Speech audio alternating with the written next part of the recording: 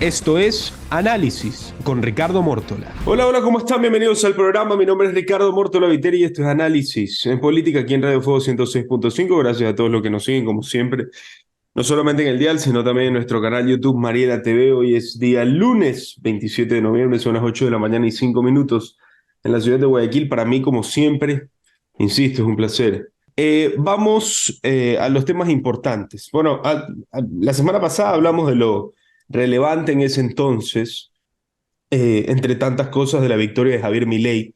Eso ya no es tema del día de hoy. Lo que vamos a conversar el día de hoy es el tema de Daniel Noboa. Ha mandado a su vicepresidenta Verónica Abad a Israel en una decisión polémica que ya todos salieron a dar sus teorías conspirativas. No, es que ella era un problema, era una piedra en el zapato para los planes que tenía Noboa, o ella no estaba de acuerdo con el pacto que han hecho en la asamblea. Bueno, salieron todas las teorías conspirativas y por supuesto también está, eh, digamos, la duda o la incertidumbre en la posición que tendrá Noboa como presidente del Ecuador. Ya tuvimos un presidente que no quiso pactar en aras de la democracia y de que yo no pacto con ni sé qué, con ni sé cuándo. Lo escribió en su libro, en 900 días de democracia. Me refiero al presidente Guillermo Lasso y ahora vamos a ver si es que Noboa mantiene esa misma posición que no parece o si es que llega a consensos que a muchos incomodarán.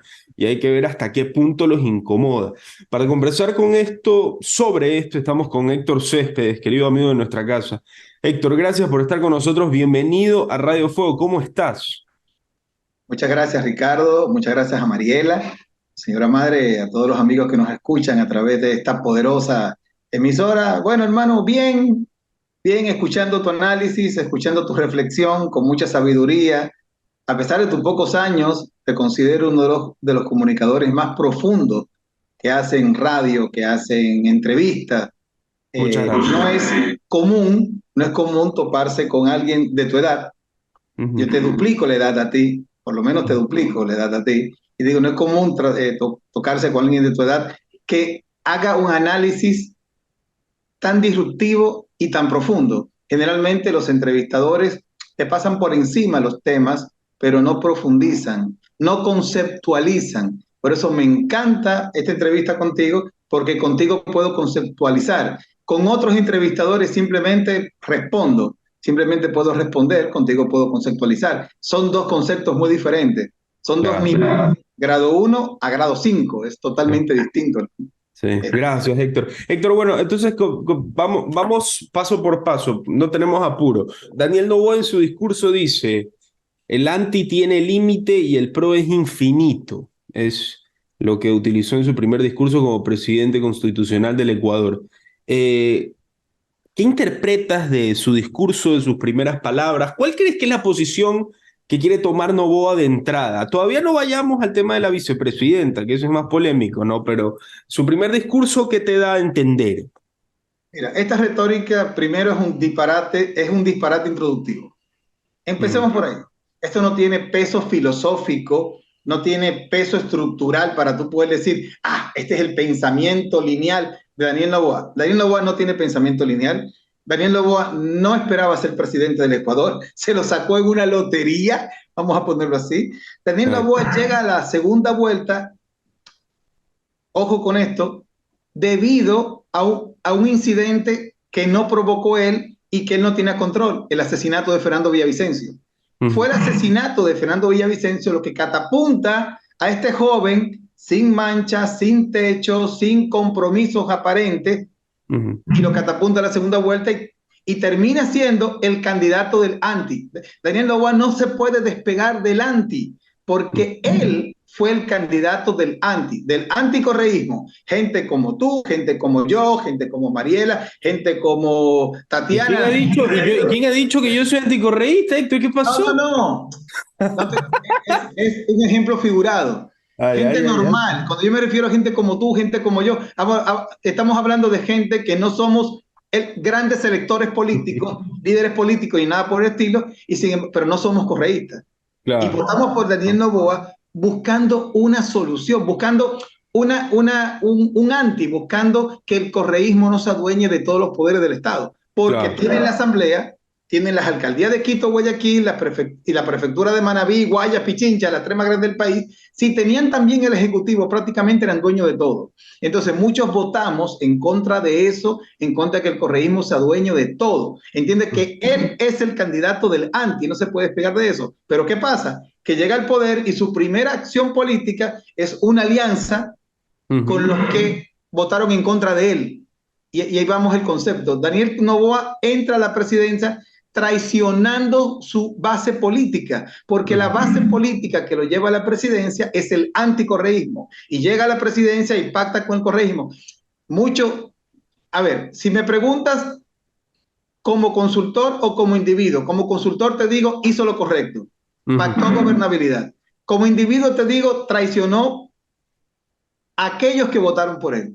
Claro, como individuo, pero como estratega te digo, hizo lo correcto, porque Daniel Noboa necesitaba al final la normalidad necesaria para poder gobernar los próximos meses el país con cierta autonomía y con cierta autoridad. Lanzarse a pactar con Construye, con un montón de partidos de la base de la derecha, yo creo que era mucho más complicado y le salía más caro en este momento al presidente que pactar con el correísmo y con Nebot. No, porque el correísmo y el Partido Social Cristiano ya, digamos, ya sabían lo que eran, digamos, venían en combo, por decirlo en pocas palabras, ¿no? Siempre va a ser más sencillo pactar con 2 que pactar con 10. Siempre va a ser más sencillo. Claro, sí, totalmente. Pero algo que me impresiona, Héctor, es que efectivamente me gusta el concepto que tú dices, como consultor político hizo lo correcto, pero como individuo traicionó a su base política. Yo lo que te pregunto a ti, si tuvieras que hacer una especie de encuesta de cabeza, rapidísima, ¿tú crees que la mayoría del Ecuador apoya, a ver, evidentemente sacando al porcentaje de votantes de correísmo duro, que seguramente para ellos pactar con el correísmo está bien, porque es su filosofía y su línea política, pero para los votantes de Noboa, para la gente que le tenga simpatía a Noboa, ¿tú crees que es popular para las personas? Bueno, vamos a pactar por más que tengamos desacuerdos para no tener 2 años más como el gobierno de Guillermo Lasso. O sea, ¿tú crees que esta decisión que toma Noboa es avalada por la mayoría de la sociedad ecuatoriana? Buena parte de la sociedad opina exactamente eso, que esta unión esta unión de un matrimonio con el divorcio firmado, le da estabilidad por lo menos por los primeros meses para tener un gobierno lo suficientemente autónomo. ¿Por qué con un matrimonio con divorcio firmado? Porque el correísmo quiere llegar al poder en el 2025. Daniel Noboa no es candidato del correísmo para el 2025. El correísmo quiere a un correísta, perdón, a una correísta, y esa correísta se llama Luisa González. Luisa González será la candidata del correísmo en el 2025, sin ninguna duda. El correísmo quiere el poder. Entonces, al correísmo no le interesa que Daniel Noboa sea exitoso. Tenemos que entender eso. El correísmo no quiere a un presidente exitoso, porque un presidente exitoso puede ganar una elección en el 2025. Un presidente fracasado no. Entonces, este matrimonio va a durar de aquí aproximadamente hasta el mes de agosto del próximo año. ¿Por qué hasta agosto? Porque ya en septiembre comienzan las primarias internas de los partidos, porque en octubre se inscriben los binomios y los candidatos a la asamblea para las elecciones de febrero de 2025. Estamos hablando de que los tiempos son irreemplazables. No hay cómo reemplazar los tiempos electorales. Por lo tanto, Daniel Noboa tiene un gobierno con cierta estabilidad. Si no es que pasan acontecimientos que lo cambien, o si no es que ocurren acontecimientos que lo cambien, un gobierno de estabilidad hasta agosto del próximo año. O sea, aproximadamente 9 meses de estabilidad. Claro. Es un parto de 9 meses. Sí. Daniel la sacó a su vicepresidenta Verónica, se fue a hacer una especie de... La mandó al exilio. Sí, no, encontrar la paz entre Israel y Palestina. O sea, si no pudo en su momento, o sea, estamos hablando, no pudo Nixon, no pudo Reagan, no pudo Clinton, no pudo Bush, no pudo Obama, no pudo Donald. O sea, llegó Verónica Abad, ¿no? ¿Qué va a hacer Verónica Abad, la pobre en Tel Aviv? A ver, te cuento la impresión que tengo. En primer lugar, Ecuador no ha sido invitado a formar parte del acuerdo de paz. Empecemos por ahí.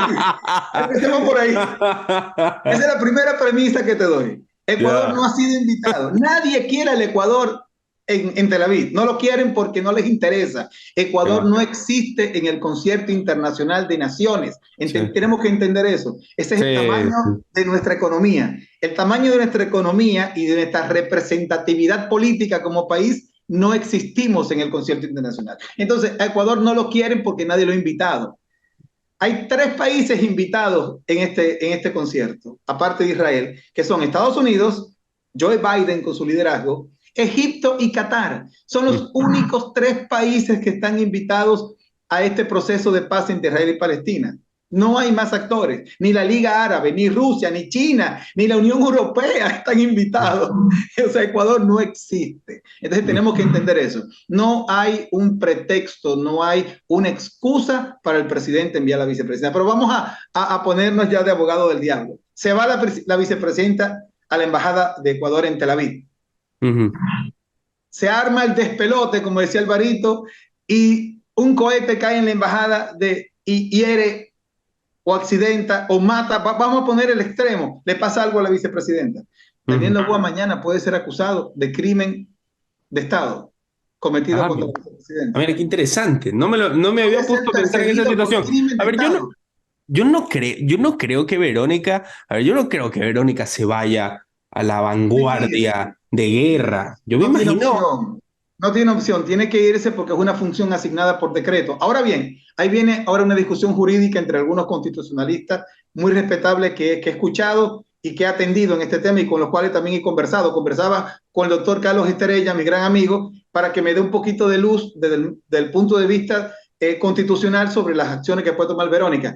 La Constitución establece un único mandato al vicepresidente, que es sustituir al presidente en caso de ausencia. No tiene otro. La Constitución está por encima de un decreto presidencial. El presidente no puede obviar. El presidente está en potestad de asignarle otras funciones al vicepresidente, pero no desconocer la función principal. Claro.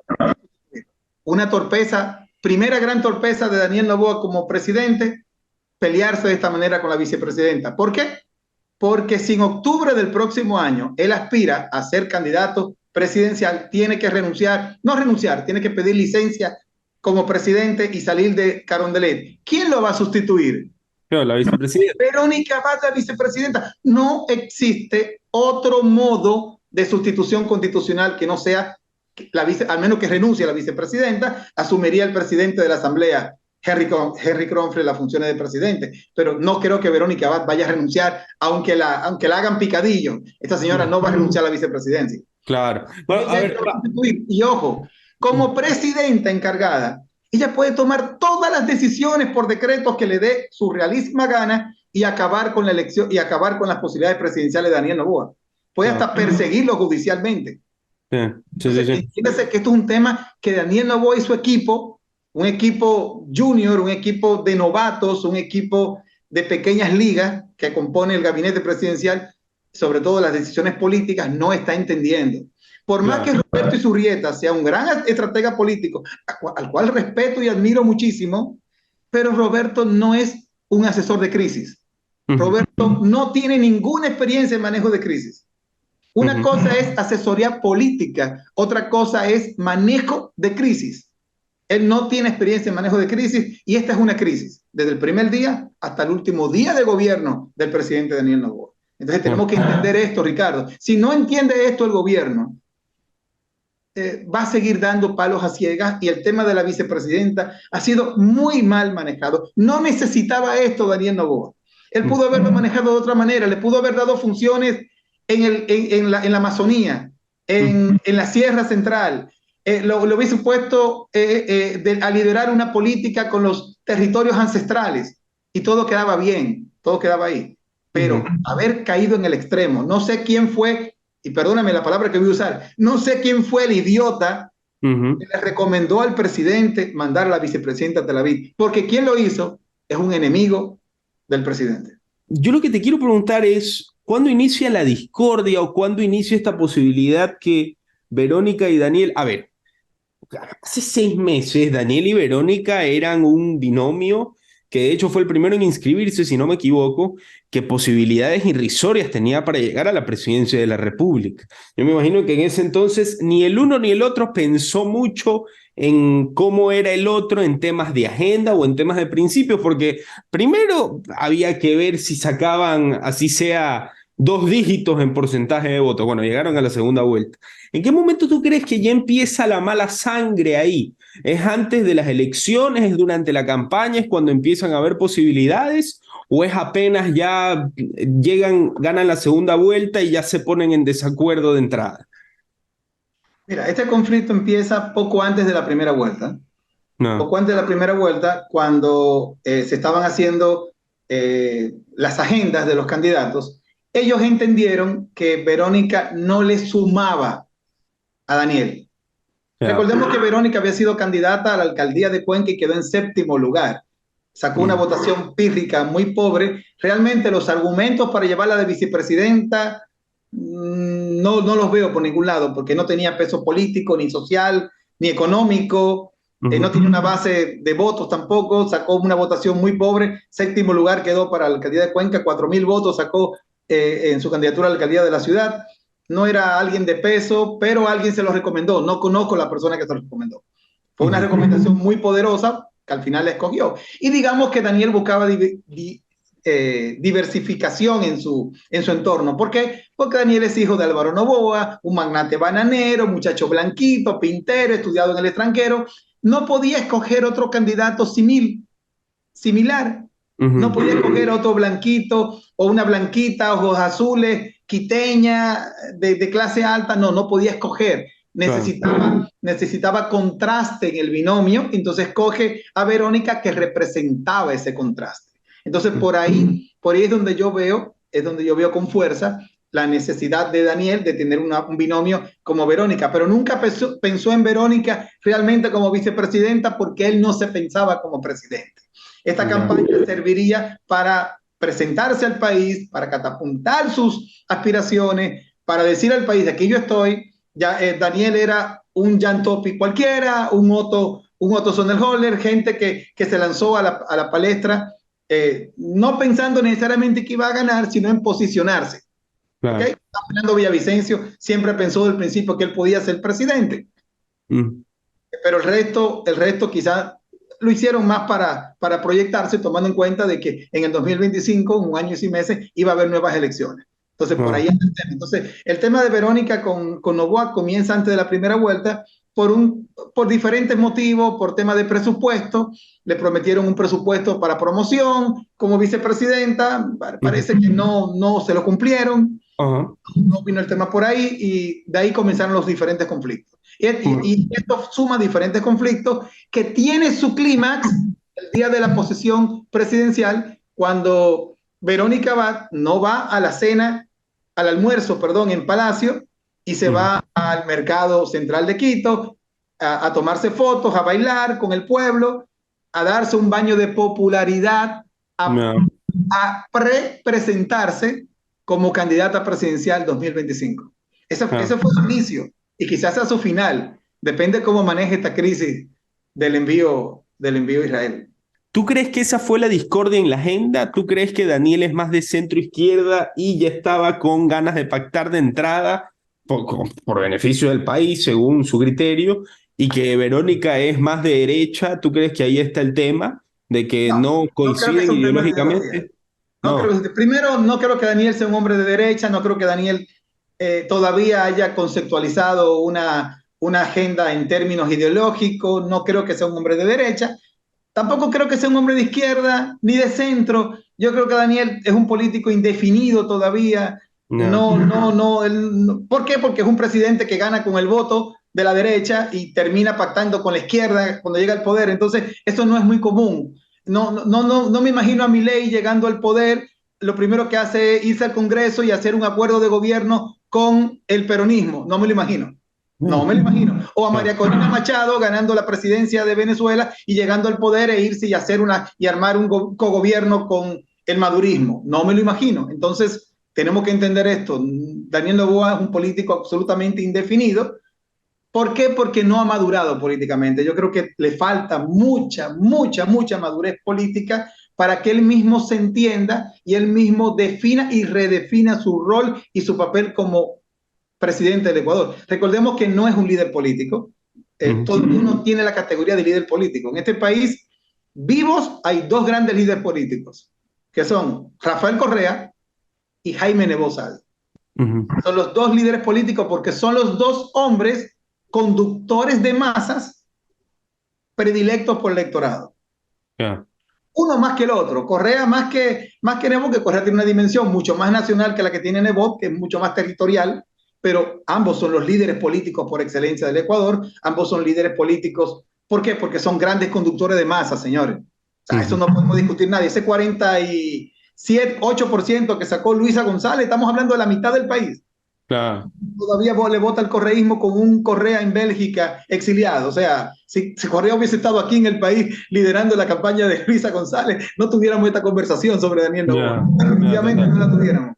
Entonces hay que entender eso, y eso no se puede opacar ni se puede ocultar. Si tú tratas de ocultar eso, te estás haciendo un juego de malabares, estás haciendo un juego de adivinación, y eso no creo que a los radioescuchas les interese.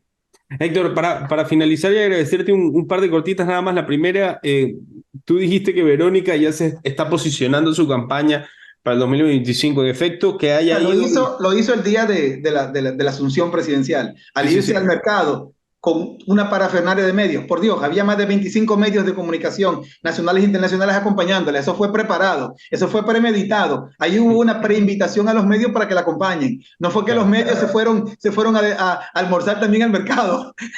Eso no pasó ahí.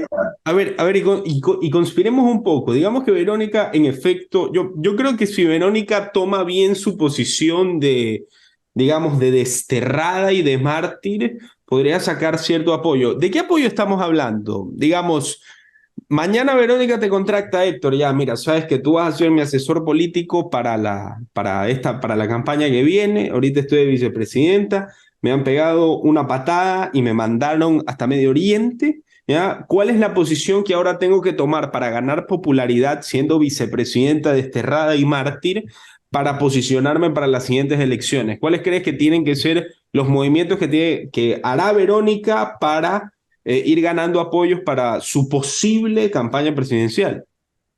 Lo primero que yo le recomendaría a Verónica Abad es la resistencia, no salir del país a ningún lado. No. Es la desobediencia política. Al convertirse en la desobediente política, automáticamente sube su nivel. O sea, no hay nada mejor vendible en una campaña electoral que una mujer victimizándose.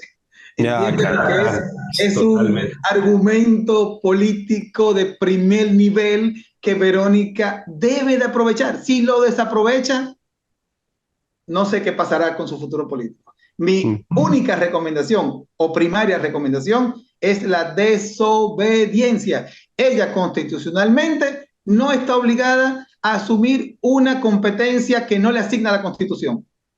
Claro. Ella puede exactamente entrar en un proceso de resistencia y convertirse en la oposición de la derecha al gobierno de Noboa, que no hay. No hay un opositor de la derecha al gobierno de Noboa. Hay un opositor marcado de la izquierda, pero como no hay un opositor de la derecha, hay todo un espacio político del anticorreísmo que no tiene cabeza. Claro. ¿Quién es el líder del anticorreísmo hoy? ¿Quién? Cristian Zurita, por favor. Cristian Zurita no existe ya políticamente. ¿Quién es quién? Jan Topic tampoco existe. Otto Sonderholmer, no lo veo por ningún lado a Otto, no está definido. No creo que sea tampoco la antítesis que busca el anticorreísmo. El anticorreísmo busca en este momento una coyuntura real de ponencia, no de conflicto, pero sí de contraposición de propuestas y de situaciones que lo puede generar en Verónica Abad, si lo sabe manejar. Esa sería mi recomendación. Sí. Y para finalizar, Héctor, Daniel, ¿qué futuro crees que le depara como presidente, ya tomando estas decisiones tan pronto de los pactos, de sacar a Verónica? Digamos, ¿ves una presidencia mayormente fructífera que la de Lasso en este año y medio que queda? ¿O qué depara en su destino? Mira, es muy difícil poder responderte eso porque no vemos con claridad, por lo menos yo no veo con claridad la línea política de Daniel Noboa. Los primeros 4 días han sido de puro figureo. Ujú. Pongamos las cosas en contexto. Jueves, viernes, bueno, el jueves se posicionó, viernes, sábado, domingo, puro figureo. Puras reuniones, pura fiesta, pura foto, pura cámara. A partir de hoy hay que gobernar. Tendremos que ver a partir de hoy cuál es la línea política del gobierno. Yo lo que veo es mucho marketing, Ujú. mucho acierto en nombrar a Roberto Isurrieta como secretario de Comunicación. Vamos a ver mucho marketing, pero vamos a ver cuál es el contenido. Primera acción política gubernamental, quitar la competencia del quinto puente a la alcaldía de Guayaquil. No creo que la alcaldía haya tenido realmente el interés o la capacidad económica para construir el famoso quinto puente, ni creo que el gobierno lo tenga. Gastarse 1.600 millones de dólares en un quinto puente para que los bananeros del oro se ahorren media hora en el tránsito, señores, eso no tiene sentido. Yeah. Este país necesita reequipar la Fuerza Armada, la policía, los hospitales, la educación. No se puede gastar porque no los tiene, porque perdimos 1.500 millones en el ITT Yasuní. No Claro. tiene de dónde sacar 1.600 millones para un quinto puente para que los bananeros del oro se ahorren media hora, 40 minutos en el tránsito. Por favor, eso no es una prioridad. Si el presidente se enmarca en ese tipo de acciones populistas y baratas, porque aparte es barata, porque no le va a dar. ¿Cuál es realmente la importancia de gastarse 1.600 millones para que los transportistas del oro se ahorren media hora en el tránsito? No tiene sentido eso. Eso no tiene Claro. sentido. Mejor, gástense los 440 millones de la concesión de la vía de la vía Virgen de Fátima, Machala. La ampliación de esa vía sí va a ahorrar tiempo. Y son Va a ser. 440 millones en una concesión que el presidente, que no sé si le van a dar continuidad al proceso de concesión, está parado el de la concesión Babahoyo Quevedo, el único que está funcionando es la concesión Quevedo Santo Domingo, dentro de las concesiones que Lazo anunció. La Quevedo Santo Domingo sí está en ampliación. Acabo de venir hace pocos días de Santo Domingo Los Áchilas y sí está en construcción la vía. Ya hay zonas ampliadas a 4 carriles, todavía está un 20% la vía, pero se está trabajando y hay 2 peajes que se están cobrando. La vía Quevedo Babahoyo no hay nada y no hay ningún tipo de construcción y no hay ni peaje, no hay nada absolutamente. Entonces la vía Machala Virgen de Fátima, que es la nueva concesión que se va a dar, Ujú. o mejor dicho, Machala Naranjal, porque hay una concesión vial del Guaya que llega hasta Naranjal. La concesión vial del Guaya llega hasta Naranjal y la vía que se va a concesionar, reconcesionar es la Naranjal Machala. Cuesta 440 millones de dólares. Eso sí lo puede invertir el gobierno para aumentar el flujo de tráfico y para reducir el tiempo de tráfico. Pero un puente de 1.600 millones, señores, por favor, primero no lo va a inaugurar él, eso Ujú. no le va a dar rédito político, Claro. eso no lo va a inaugurar él. Y segundo, el país no tiene recursos para eso, no hay plata para eso. Hay temas principales. Daniel tiene que concentrarse en uno de los 3 grandes ejes, o en seguridad, o en política social, o en Ujú. política económica. En política económica va a ser muy difícil en poco tiempo dar resultados. En política Total. social algo podrá hacer, pero puede dar en política de seguridad. Si Daniel se enmarca en uno de estos 3 frentes y da resultado en uno de ellos, yo creo que tiene muchas posibilidades de pensar electoralmente en el 2025. Conversamos con Héctor Céspedes hace un rato eh, sobre el tema de Daniel Noboa, sus consensos, sus pactos, a los que les gusta o no les gusta. Leí una columna, bueno, no unas columnas, sino un artículo de opinión en Expreso, me parece que es de Roberto Aguilar, puede ser, muy bueno, sobre Daniel Noboa, su primer discurso. Les recomiendo encarecidamente que lo vayan a leer. Yo no soy mucho de leer periódico nacional, pero realmente me impactó porque las posiciones sobre Daniel Noboa están muy divididas en el país. Yo creo que el tema de Verónica Abad ha sido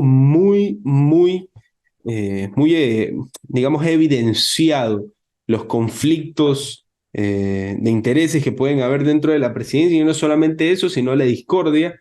que una presidenta como, que una vicepresidenta como Verónica Abad, que es una mujer que yo he entrevistado, he tenido la fortuna de entrevistar, que es una mujer conservadora, de derecha, fundamentalmente anticorreísta, o al menos eso es lo que yo conspiro porque ella no me lo ha dicho, y que la manden a Israel a ser mediadora de paz, como si estuviésemos hablado, y con todo respeto, no es una crítica a Verónica, pero o sea, como mediador de paz no pudo ni Bush, no pudo ni Clinton. O sea, mandan a Verónica Abad. O sea, definitivamente Ecuador no tiene nada que hacer en el tema conflicto Israel-Palestina. Y hasta por temas de seguridad, enviar a una vicepresidenta mujer a Israel, a zona de guerra, a mí me parece un despropósito. Y Verónica Abad no solamente es vicepresidenta, sino que es madre. Yo conversé con ella, Verónica Abad fue madre muy joven.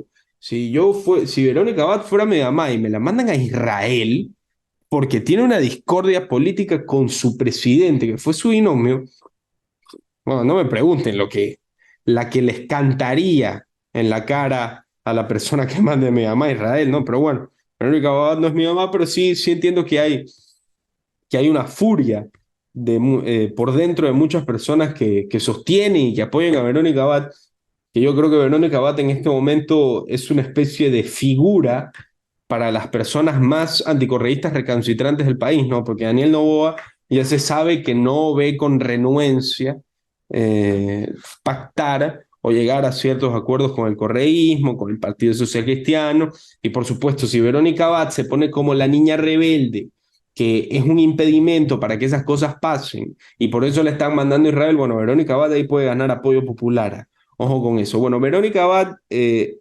efecto, eh, subió un video a su cuenta de Twitter hace un día, hace un poco más de 24 horas. Puede leer la noticia. Verónica Abad, hay violencia cuando abusando del poder te envían a morir a la guerra. Esta fue una de las cosas que dijo Verónica en su video, sin hacer una referencia clara a que estaba pronunciándose sobre la única tarea que el presidente Daniel Noboa le encomendó para ir a Israel a colaborar por la paz. La vicepresidenta Verónica Abad aprovechó que este 25 de noviembre se conmemora el Día de la Eliminación de la Violencia contra la Mujer para postear un video en redes sociales y exponer varias acciones que significan violencia, y habló de obedecer con miedo, ser minimizada y enviada a la guerra a morir. La violencia no es solo para matar a otros, hay violencia cuando usamos palabras denigrantes, cuando hacemos esto para despreciar a otras personas, cuando con malas acciones intimidan a tus hijos y te obligan a callar las injusticias, cuando obedecemos con miedo, te minimizan y envían a morir a la guerra. Esta violencia deja cicatrices muy profundas, difíciles de sanar. Las mujeres somos paz, somos vida, somos justicia, somos valientes, somos fuertes. Podrán alejarnos, pero el eco de nuestra voz nos liberará, manifestó Abad en el video de menos de un minuto. La vicepresidenta subrayó que las mujeres que sufren violencia las pueden alejar, pero que el eco de su voz las liberará. Sin embargo, en este video no emitió alguna respuesta sobre si aceptará o no la única función que el presidente Noboa le delegó la tarde del viernes 24 de noviembre. La decisión de Noboa implicó también que mediante decreto ejecutivo número 30 ordene que se realice la reestructuración institucional de la vicepresidencia de la República al amparo de las normas de austeridad del gasto público y en razón de la única función asignada a Abad en el decreto número 27. Y en horas de la tarde, el presidente Noboa publicó un video en el que recogió las felicitaciones por la tarea asignada a su vicepresidenta y dijo que son reflejo de que Ecuador es un agente de paz. Las embajadas de Israel, Estados Unidos, Rusia y China están entre las que saludaron la decisión. Asimismo, el mandatario poco después anunció que por esta fecha daba inicio un programa que otorgará 25.000 becas a mujeres para su preparación académica superior e invitó a comenzar con los registros a través de un link en redes sociales. En tanto, la única función que Abad tiene y que aún se desconoce si va a aceptar o no es ser colaboradora para la paz y precautelar el escalamiento de la conflictividad entre Israel y Palestina. Expertos constitucionales y diplomáticos han coincidido que la segunda mandataria puede rechazar cumplir la tarea asignada por Noboa sin tener mayores complicaciones ni sería causal de juicio político y pasando a esperar alguna ocasión en la que deba reemplazarlo, como por ejemplo ausencia definitiva o temporal. Para el cumplimiento de estas funciones, la vicepresidenta estará en la oficina de la Embajada del Ecuador en Tel Aviv, pero no se precisó en el decreto desde cuándo. El gobierno sostiene que su decisión representa un hito histórico que marca un precedente sobre el significativo compromiso del Ecuador con la paz internacional y subraya su determinación para promover la estabilidad con una región afectada por conflictos prolongados. Así que, habiendo leído esto, finalizo el programa. Debo decir, antes de finalizar, para dar mi ligera opinión, si Verónica Abad, a ver, Daniel Noboa primero despachemos a Novoa. Eh, Insisto, yo creo, esto es un tema de conceptos también, como lo que me pasó con Sánchez Más. Hay personas que creen que pactar con el correísmo está mal per se y que el correísmo es el cuco y que no hay que pactar jamás con el cuco en ninguna circunstancia y tener la más mínima relación con el cuco te convierte en el cuco automáticamente. Eso lo entiendo, puede pasar. Yo creo que ese prototipo es el votante de más de 40 años, de 40, 50 años en adelante, anticorreísta, de clase media alta, y que, como digo, una, tiene una trayectoria que los ha hecho entender que los 10 años del correísmo para ellos fueron tal vez no muy malos, pero que no les gustó pues ese ambiente sociopolítico que vivió el Ecuador del año 2007 al año 2017. Eso en este momento no soportan a Daniel Noboa, ¿ya? Que cabe recalcar. Hay otro concepto que yo creo que es un concepto más joven, más millennial, tal vez un poco más inocente, ¿ya? Que es que en el país hay que pactar con quien se tengan que pactar, poniendo la gobernabilidad y el país y las soluciones de por medio. El tema es que Lazo ya puso la regla, ¿no? Porque la política es así de sinuosa y es así de complicada. Y yo creo que a los jóvenes, millennials, generación Z, ya se nos dio a entender, o parece que Lazo creó una premisa en la que consiste, si tú no pactas con X movimiento político, prácticamente no puedes hacer nada. Entonces, ¿cuál es el problema? Yo creo que los jóvenes en este momento ven que si Noboa no pacta o se resiste al correísmo, tal vez en efecto le daría cierto placer a este porcentaje de personas que ya lo mencioné antes, 40, 50 años, clase media alta, súper anticorreísta, seguramente les daría el placer a Noboa, Noboa les daría el placer a ellos en ese sentido. Pero al abrirse un poco más para tener gobernabilidad, para esto, para lo otro, los jóvenes dicen, bueno, esta persona nosotros la votamos para que no sea un Lazo, ¿no? Para que sea una persona de acción, ¿ya? Y no de omisión. Entonces, digamos, va bien, eliminó la tabla de drogas y se va a tener que poner de acuerdo con ciertas barcadas con las que no está de acuerdo para llegar a ciertos consensos, como puede pasar en cualquier país de primer mundo. Esto pasa en todos los países del mundo, ponerse de acuerdo con barcadas con las que no estás de acuerdo. Ahora bien, ¿cuál es el punto medio que ahí no pasa ningún extremo y el otro?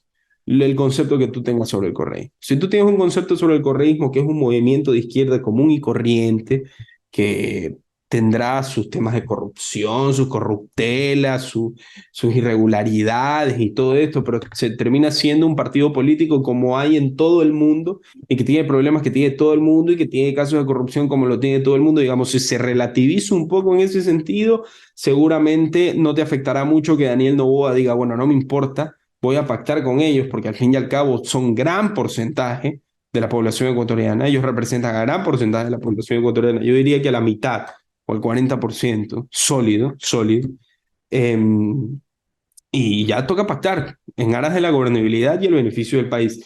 Ahora bien, si tú tienes un concepto que el correísmo es un grupo eh, mundial, narcotraficante, de lo peor, que están en una encrucijada y en una trama de final maquiavélico apocalíptico, con todos los movimientos de América Latina para convertir en América Latina y Centroamérica en una región y en un Estado-nación soberano de republiquetas bananeras comunistas y que lo que ellos van a querer es que todos vivamos en la miseria y que ellos sean los reyes y que la capital de América Latina va a ser Brasilia y que Lula y Correa y Dilma y Cristina y Maduro y Petro, todos van a vivir en una mansión y nosotros vamos a estar esclavizados trabajando como en un gulag soviético. Bueno, si tiene ese concepto del correísmo, que no lo estoy sobreexagerando, ¿va?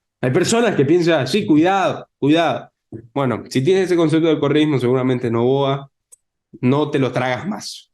Lo que debo decir, porque no quiero dar mi opinión hoy día de Novoa, no me provoca, lo que puedo decir es que Verónica Abad, en este contexto que la han mandado a Israel, porque la han mandado porque yo creo que la han mandado porque Verónica Abad es recontra de derecha. Y no me parece mala, es una característica para mí positiva. Yo soy de derecha. ¿Eh? Entonces yo creo que Verónica Abad es de recontra de derecha, pero recontra de derecha súper anticorrecta. Entonces Verónica Abad seguramente no le está gustando nada lo que está pasando. Yo lo que le recomendaría yo, para posicionarse para la campaña del año 2025 es que no se vaya a Israel, que se quede aquí, haciendo contracampaña, haciendo política subversiva, directamente desde la vicepresidencia de la República, y hacer ahí una especie de discordia. ¿Eh? Noboa tiene, en realidad en esa discordia, Noboa tiene todas las de perder. ¿Por qué tiene Noboa todas las de perder? Por razones muy sencillas. La primera, la más básica, Noboa es hombre y mujer, y Verónica es mujer. Una mujer victimizada es un éxito, siempre. Da igual si es que se victimizó de manera errónea o de manera certera, no importa, se victimizó y es mujer, punto a favor de Verónica Abad. Segundo, Noboa tiene poco tiempo.